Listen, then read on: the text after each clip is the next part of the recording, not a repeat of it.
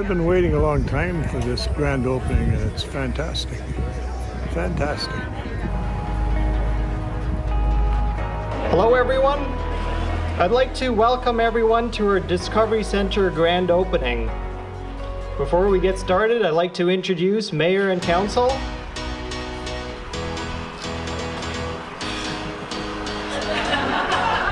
Mayor Mullins.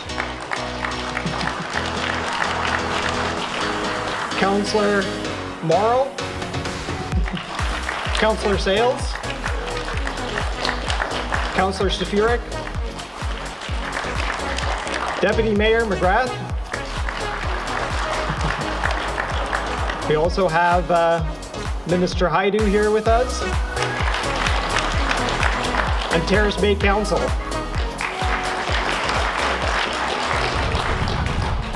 For those of you who don't know me, I'm Nathan Diaz. I'm the CEO Clerk for the Township of Schreiber. Now you know me. So first, we would like to begin by acknowledging that we are in Robinson Superior Treaty Territory and that the land in which we gather is a traditional territory of the Anishinaabe and the Métis. At this time, I would like to welcome Raymond Goodchild from Pays Plat First Nation for a traditional smudgeon song.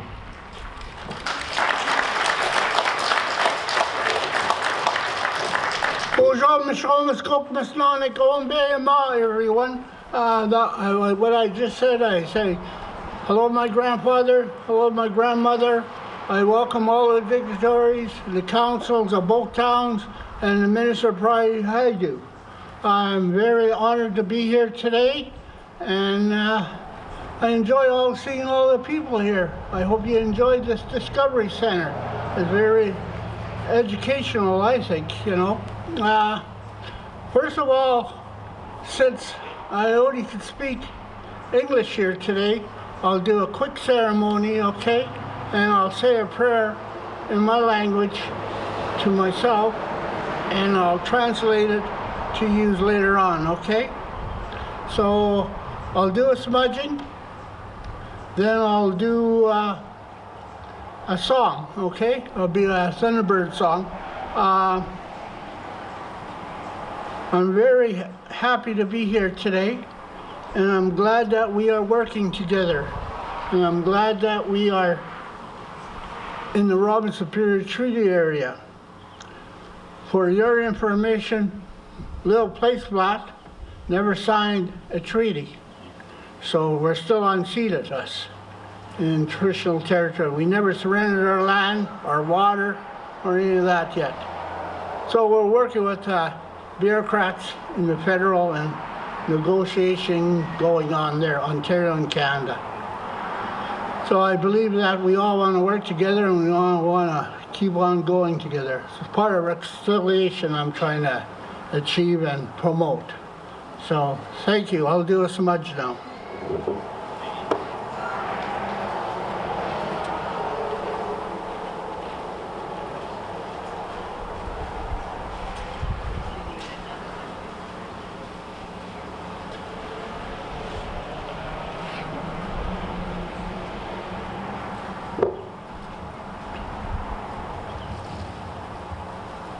Bonjour, Wabanon, Shawnian, Wapanen, Clayton, Norton, Minno Boswood, Ike, Quinze, Mishomas Gokmas Nonik,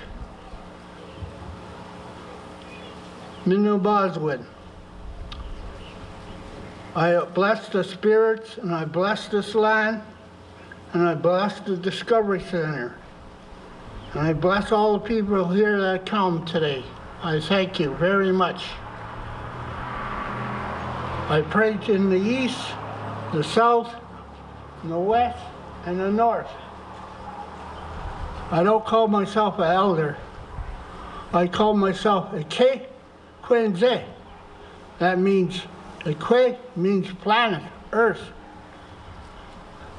Quinze means old man that travels on the earth or going to the earth, return to the earth. That's what I call myself. Because elder is another language, I believe, came from a different religious group. That's what I believe, you know. So that's what I try to call myself. Okay? Queen's old man, really.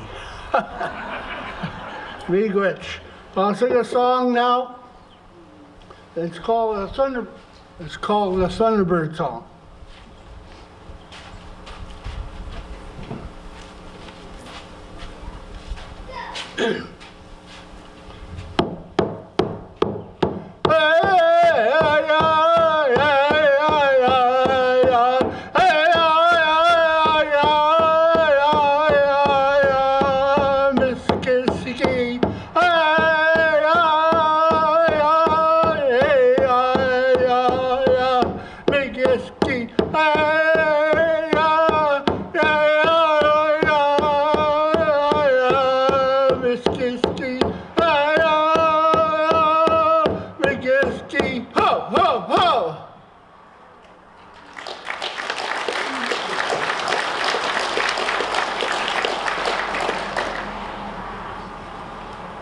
The last thing we all should do and bless today is the water, the beam. It's Muskopki, Nibin, means in my language and other dialects, they say it different. But in my language, Muskiki, Nibin means strength of the plants. Water restores the plants, also restores human beings, right? We're all part of water. We all come from water. So, miigwech.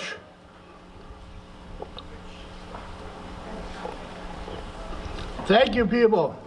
Thank you for the Township of Schreiber. Ho!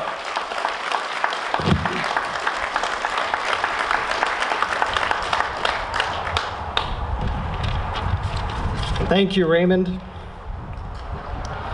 At this time, I would like to introduce the Honorable Patty Haidu, Minister of Indigenous Services and Minister responsible for the Federal Economic Development Agency of Northern Ontario, your Member of Parliament for the riding of Thunder Bay, Superior North.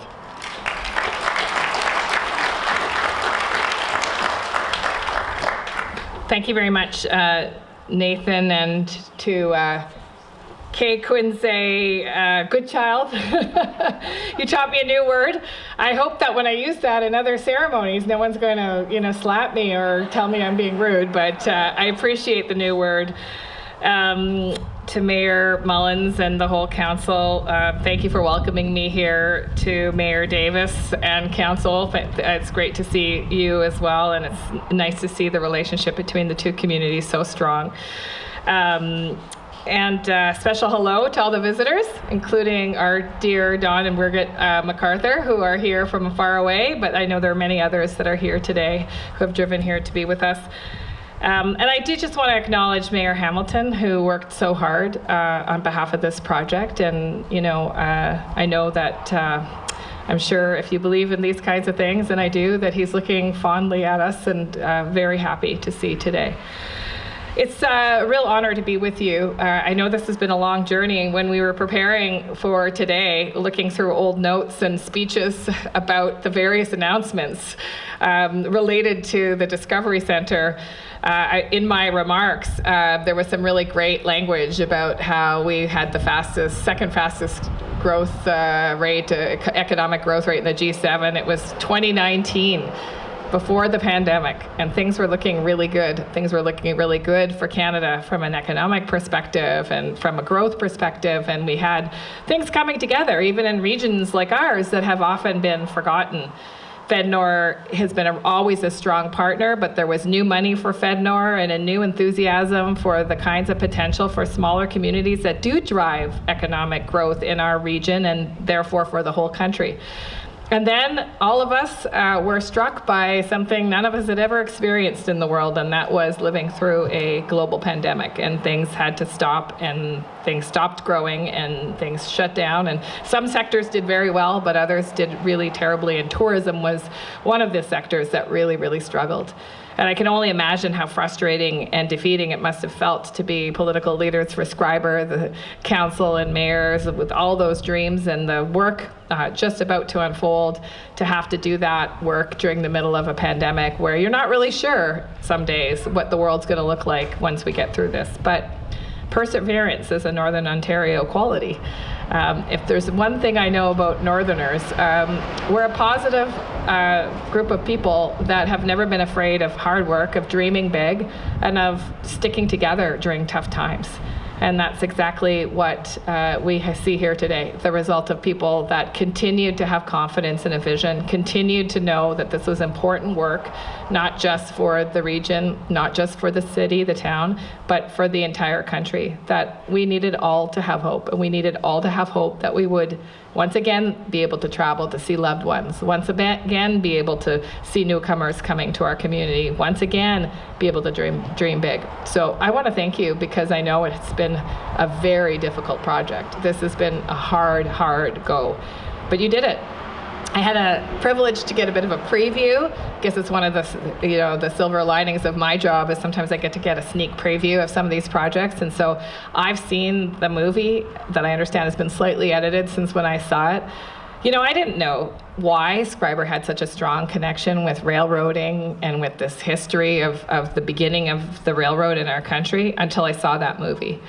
And to understand just what a pivotal location this was for continuing the railroad on into the west of Canada and connecting the entire country, that's something to be really proud about. And not many people know that story. So I'm hoping that people are going to stop and visit, and that you're going to broaden Canadians' perspectives about just how important Northern Ontario is now, but how important we were connecting the whole country together in a time that was also just as difficult as this one. Thank you very much.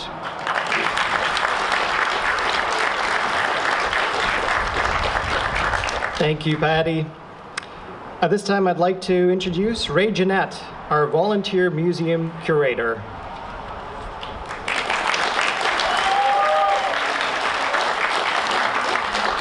Nice to know I got fans out there.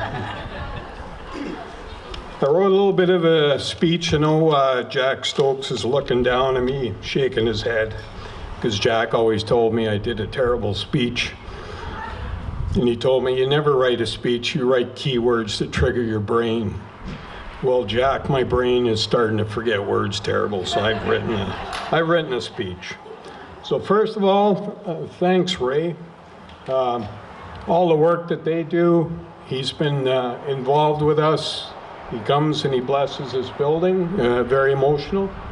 Our communities look to work together with Base Plat, and we've been doing an amazing job.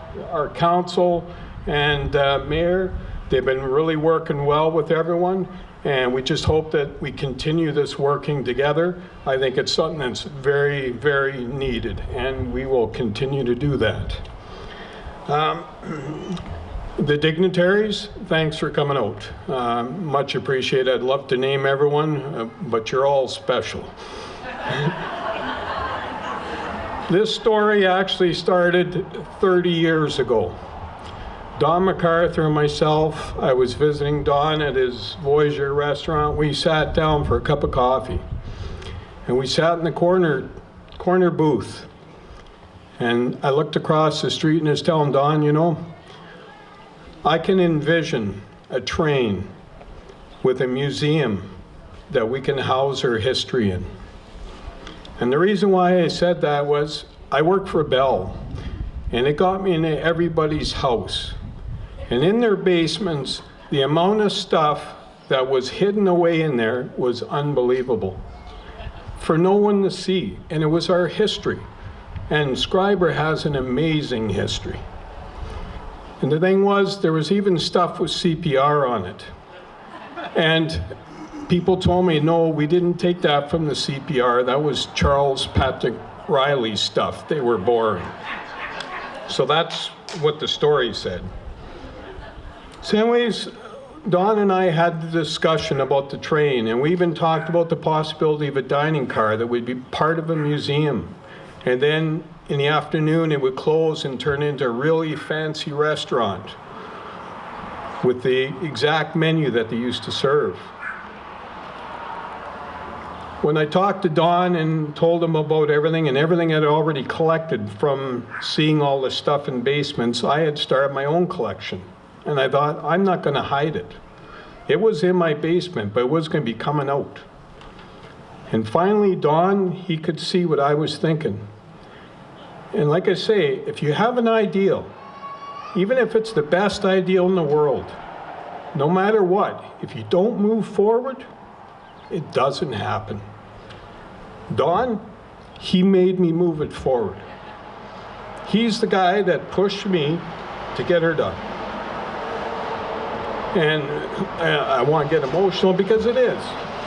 30 years we've worked to get this done in cooperation with the township. We've had many bumps along the road, and I tell you, it's a pretty rocky road. But finally, today, we got her. Roger Todhunter, thank you.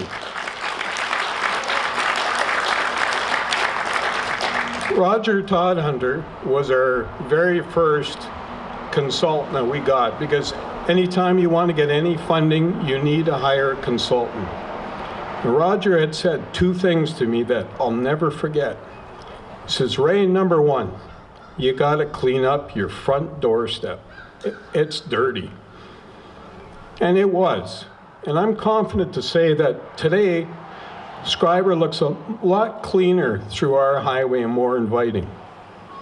And number two, he said, you have to create a stop sign. That stop sign will stop your tourists, and from there, you direct them to your businesses. So we finally got our stop sign. It's here, and I'm confident it's working because I've sat here for 2 years working in here and feeling so bad that we couldn't allow people in here because of COVID. But the amount of people that stopped and have taken pictures, and I hope they do come back because they're really missing something inside. There's lots to see. Now I'll go back to my paper. I hope you're happy, Jack.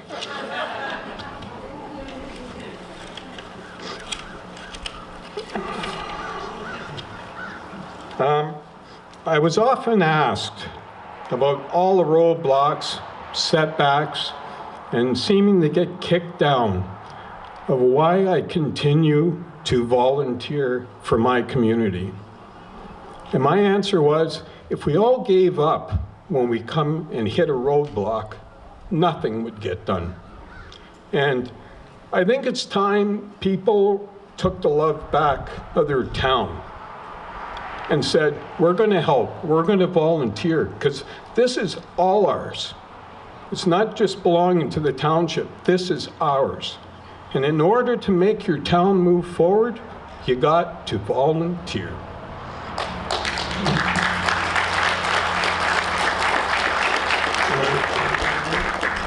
This building represents our First Nations people, our federal and provincial governments, many politicians, many mayors, councillors, staff, and members of the Heritage Day Committee, residents, volunteers, workers, and everyone that's hopped aboard this crazy train ride in the last 30 years. I say thanks to all of them. I want to give a special thanks to Candace Campbell. I had 6 weeks to get the old museum car ready. She came and helped me pull up all the floors. We put in new floors. We had to move all the exhibits, and not once, not twice, 3 times. And when you go on that train and see how much is in there, you'll realize it was major work. She gave up her 2 weeks vacation and helped in there, and we got her all done. And she asked if she could set up the displays. I says, go at her. Because I'd taken pictures, it was going to go back the way it was, but she created an amazing theme in there, and I thank her for that. Thank her for all her volunteer time. And finally, to anyone that feels I have missed thanking them, I say I apologize, and I'm saying accept my thanks now. Thank you, everyone. I'm glad you stuck behind us. Thank you.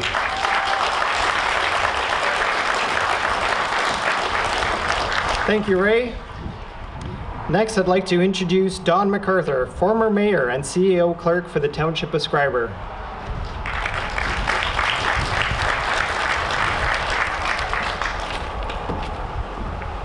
Thank you, Nathan. I'm with Ray on that one. Jack's not going to be happy with me either. So, see if I can do this from the phone. First of all, I want to thank Mayor Mullins and Council for inviting me today and letting me be a part of this day. And there are so many people to acknowledge, and way too many who are just with us in spirit today who were a part of this. And I do have a bunch of names in my little thing today, and like Ray said, we'll never get to all the names. So just think of them as representative of all the people that made this happen. You know, mayors Bob Kraus, Mark Figlamini, and Dave Hamilton, and all the councillors through the years.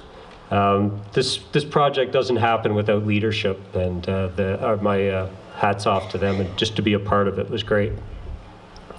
Oh, see, it's going to be really painful. I want to acknowledge all our staff in economic development. Back in the day, it was the first economic developer was Jeff DeCare. Today, it's Dominic Charbonneau, and there was a number of people in between, but they did incredible work, the township staff. We had recreation and event planners like Michelle Godden and Evan Cole today that put on things that other communities could only dream of and whatnot. And that was all a big part of how this came to be. I'd be remiss if we didn't acknowledge our funders through the years, like Parks Canada, Minister Michael Gravel, Minister Patty Haidu. They all made this possible. Without the money, it wouldn't happen. We all know Schreiber certainly didn't have any, right? So we really appreciate all that they did to make it happen. And all those volunteers over the years, people like Ethel, that's not with us, and Neil here today, Nesbitt, Shirley Hamilton, all the work she did over the years, Triple M Powell put on dinners. The list is endless. I mean, it just goes on. But we did one of the things that I was in business at the time when Ray had the idea and the whole concept of economic development. The train station was something that would celebrate our past, the incredible history of Schreiber, but also to make people stop and to bring on that economic development. So I just did want to take a little shout out to the business community of Schreiber. It's a challenge to do business in Schreiber. It's not easy. And whether you're one of the long list of established businesses like the Filanes and Figlaminis, Saberios, or Benos, or Jim Payne's, or some of the new investors that are coming into Schreiber and starting now, it's not easy. And I just hope you all give them the benefit of the doubt. It's tough against the Amazons and the Walmarts, and we want new tourists, we want new business, but take care of the ones that are here too, right? You need them and they need you. So, there was you could rename this whole museum the Ray Jeanette Interpretive Center, and you would not be far off. I mean, he really does deserve an incredible perseverance, vision, right? And not afraid to get his hands dirty and do the work. So, hats off to you, Ray.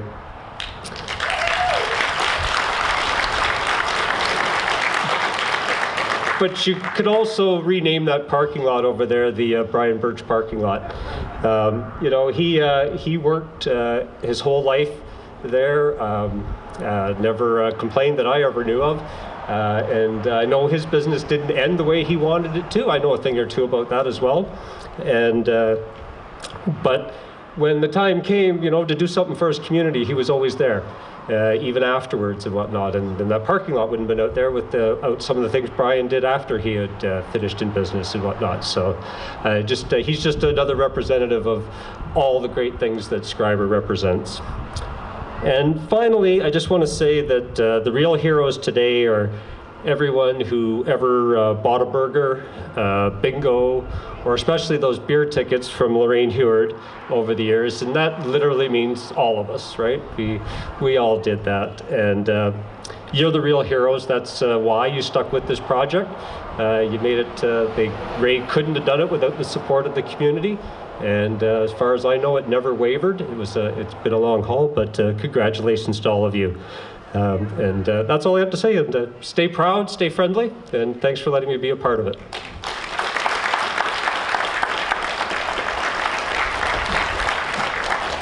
Thank you, Don. Next, I'd like to introduce Margot Cahoon, lead architect at Number 10 Architecture.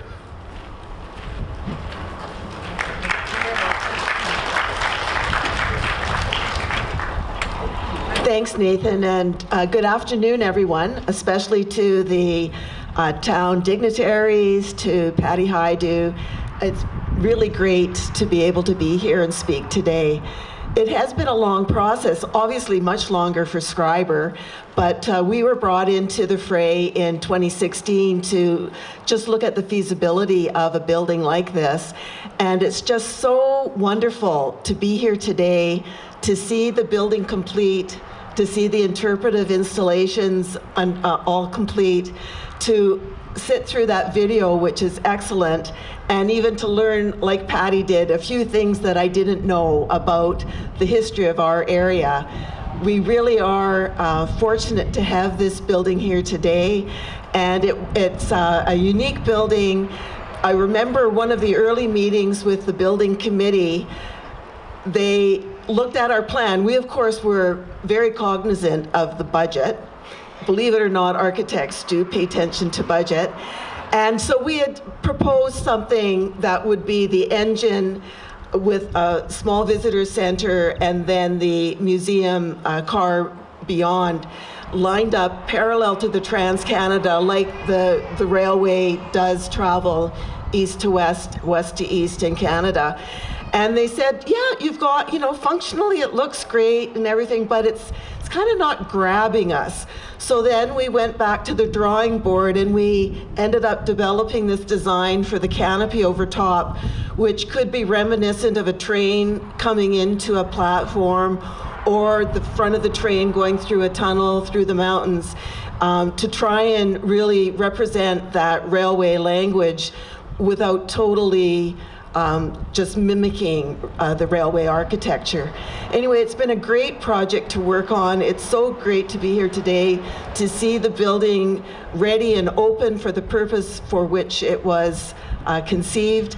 And I think definitely travelers going west or travelers going east are going to be encouraged and tempted to get off the highway, stop for a little bit, learn a little bit about Schreiber, learn a little bit about the diverse community that is here, the immigrant story, the railway story certainly, and the importance of Schreiber in the CP rail history as a connector of east to west. So congratulations, Schreiber. It's a wonderful day, and thank you for letting me be part of it.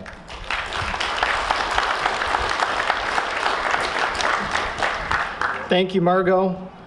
I was reflecting on the quote, "Never let the things you want make you forget about the things you already have." We all have desires and wants, but we got to make sure we're not ignoring the things we already own because we're too busy chasing the things that we wish we had. Don't it always seem to go that you don't know what you got till it's gone? Sometimes human nature leads us to realize what's most important only when we've lost what's most valuable. This train museum is a beautiful analogy to that idea. Many pieces in the museum were your everyday and ordinary objects, your telephone, washing machine, luggage, or a beverage menu from a passenger train. This begs the question, what gives value to the everyday and ordinary things you deal with now? And in relation to the work I do, what gives value to the everyday and ordinary in a small community? I was reading an article by Edward T. McMahon, a nationally renowned U.S. authority on community planning and urban design. In his article, The Secrets of Successful Small Communities, he explores why some small towns prosper while others suffer from disinvestment, loss of identity, abandonment. Why are some communities able to maintain their historic character and quality of life, while others have lost the features that once gave them distinction and appeal? How can communities continue to grow without losing their heart and soul? The key is seeing the value in retaining their small town way of life, their historic character, scenic beauty, and sense of community. The value is generated from the unique and distinctive characteristics of the community, from its architecture, history, natural surroundings, and homegrown businesses. The creation of a new and different identity, or the pursuit of a one-size-fits-all cookie-cutter approach to community development, just doesn't work. As summarized by McMahon, 21st century economic development focuses on what a community has rather than what it doesn't. Consider tourism, for example. The more a community comes to look just like any other community, the less reason there is to visit. However, the more a community protects and enhances its unique character, whether natural or architectural, the more people will want to visit. This is because tourism is about visiting places that are different, unusual, or unique. If every place was just like every other place, there would be no reason to go to any place. Back to my first point, isn't it just all too easy to overlook the value in what we already have? Accordingly, when pursuing economic development in Schreiber, I'm glad the Schreiber Discovery Centre was the direction we headed. Never let the things you want make you forget about the things you already have. What we wanted was to get visitors to stop in town. What we did not forget is the value in our strengths of natural heritage, history, culture, and stories. The approach we have taken is to build a future with the unique elements and characteristics that make us special. The Schreiber Discovery Centre stands here today as a testament to value in what's often too often perceived as the everyday and ordinary. We have not just built a building, but a monument and a record to Schreiber's natural heritage, history, culture, and stories, so that their meaning and value may never be forgotten or overlooked. After all, it's impossible to know where you're headed without reflecting on where you came from. Never take it for granted, the value of your heritage, your roots, and your story.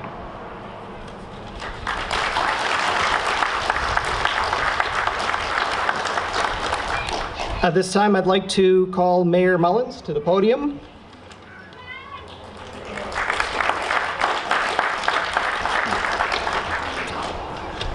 Good afternoon, everybody. It's good to see everybody out. It is truly a pleasure to see everyone gathered here today for the grand opening of the Schreiber Discovery Centre. On behalf of Council and the Township of Schreiber, we are so thankful to so many of you who have worked and volunteered with us every step of the way so that this day would finally come. We would like to especially thank our funders who have made this project a reality, including the $1.67 million contributed by the federal government through FedNor, and the advocacy of Minister Patty Haidu, and support from federal employees, including Crystal Deputer and Karina Ozla Schaff. I think I got that one right. The $2.1 million contributed by the province through the Northern on Heritage Fund and the advocacy of Michael Gravel, and support from Larry Joy, Brady Lucas, and Kathleen Baker.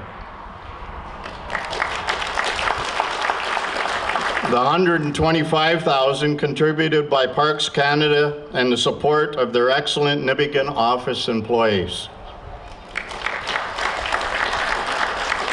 We would also like to thank all of you who provided in-kind donations from artifacts to your precious time. At this time, we would like to especially acknowledge Ray Jeanette. It says to call Ray up here, but Ray's right here.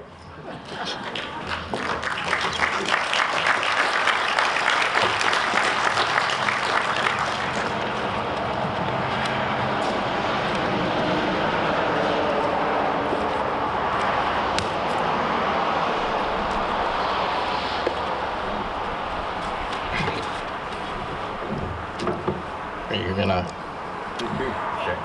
The Corporation of the Township of Schreiber is pleased to present our first ever Northern Star Award to Ray Jeanette for leadership, reliability, and dedication, for guidance and perseverance through darkness. Keep shining. Schreiber's brighter with your light.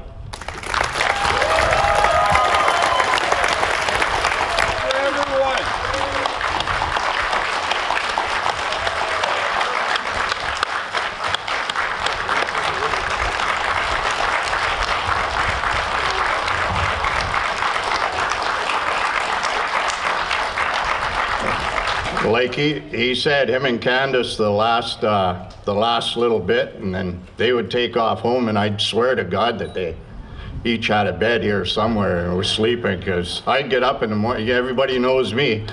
I'm out at 7 o'clock in the morning. I'd get up in the morning, I'd be out and driving around, and Ray's truck would already be here. So I'd go the other way, so I would. And I'd also like to thank Raymond. Working with Pays Platt is being unbelievable. It has taken plenty of time and hard work to achieve what we have created. Now is the time to celebrate and feel accomplished and proud. Congratulations, Schreiber. And at this time, I'd like to ask all the speakers to come up, and we're going to do the cutting of the ribbon. But I'd also like to call up Shirley Hamilton. Dave would be looking down, or Dave is looking down on us. And I talked to Shirley briefly, and it's going to be a positive thing. And I want her to be part of cutting the ribbon. So if everybody would please come forward that were speaking before and give us a hand.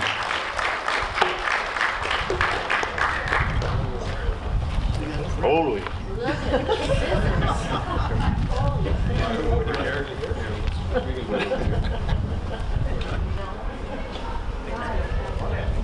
I can hold it.